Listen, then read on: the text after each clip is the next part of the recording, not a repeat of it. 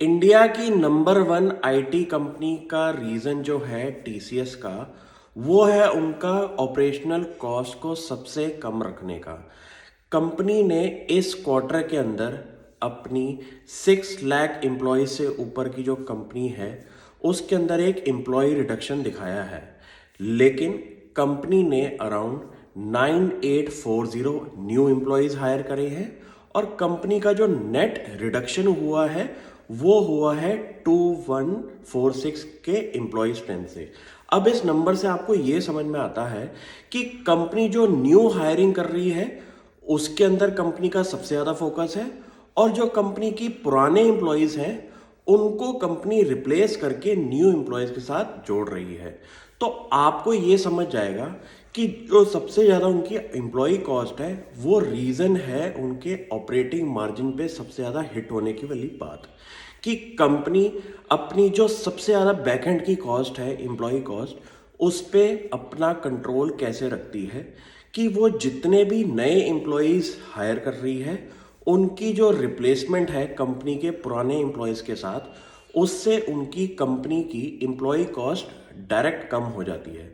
तो IT company के अंदर कोई भी कंपनी अगर ऑपरेट कर रही है उनका सबसे ज़्यादा कॉस्ट स्ट्रक्चर जो होता है वो होता है एम्प्लॉय कॉस्ट। और अगर कोई कंपनी अपनी एग्जिस्टिंग कॉस्ट स्ट्रक्चर को कम करके न्यू एम्प्लॉयज़ ऐड करती है तो मुझे दिखता है कि ऐसी कंपनीज आगे वाले फ्यूचर के अंदर भी अपना ग्रोथ ट्रैजेक्टरी मेंटेन करके रखेंगी, क्योंकि जिस कंपनी के कल्चर के अंदर अगर ऐसा माइंडसेट है कि वो पुराने एम्प्लॉयज़ को न्यू एम्प्लॉयज़ ट्रेन करके एग्जिस्टिंग कॉस्ट स्ट्रक्चर पे बिठा देते हैं, तो ऐसी कंपनीज बहुत बढ़िया परफॉर्म करती हैं। और मैं टीसीएस जैसी कंपनी पे हमेशा बुलिश रहूँगा।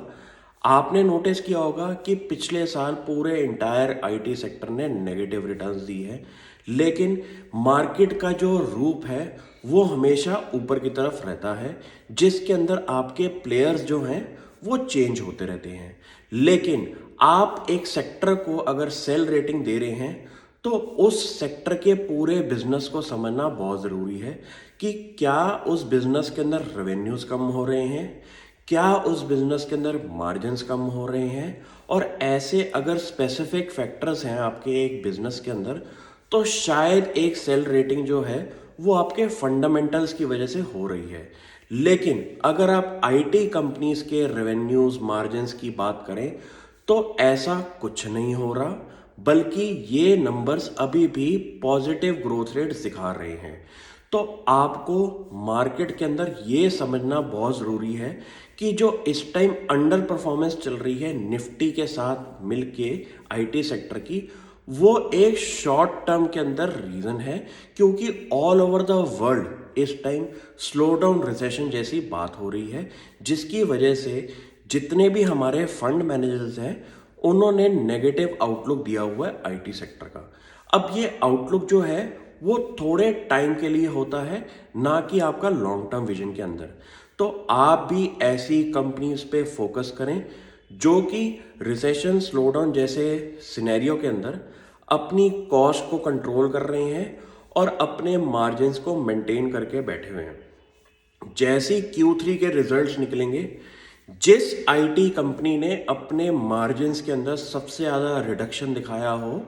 तो आप उस कंपनी से थोड़ा सा डिस्टेंस मेंटेन करके रखें। लेकिन अगर कोई कंपनी ने अपने मार्जिन्स मेंटेन करके रखे हुए हैं, रेवेन्यूज़ पे थोड़ी सी पॉजिटिव ग्रोथ रेट्स हैं और नेट प्रॉफिट मार्जिन भी कंपनीज के मेंटेन हैं, तो मुझे लगता है